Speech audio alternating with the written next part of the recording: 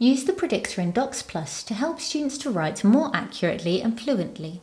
To turn it on, tap the Predictor icon at the top of the screen.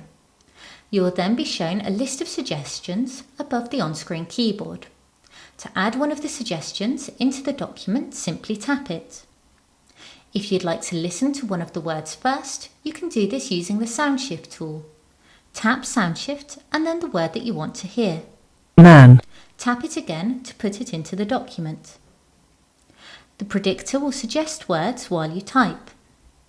It will also offer words based on the sounds of the letters that you type. These will be shown in grey. The man played football. The Predictor will also offer words from the word bar that you have open. We can see this in action when I start to type athletic. It's already being offered by the Predictor, and when we open the word bar, we can see that it's one of the vocabulary options offered. To change the settings for the Predictor, go to Options and Suggestions, and then choose Predictor. Here we can choose whether we want to use the sounds like prediction, whether we want the Predictor to suggest the next word before we start typing it, and the size of the vocabulary database. If we go back, we can choose how many words we want to be offered and the size of the display.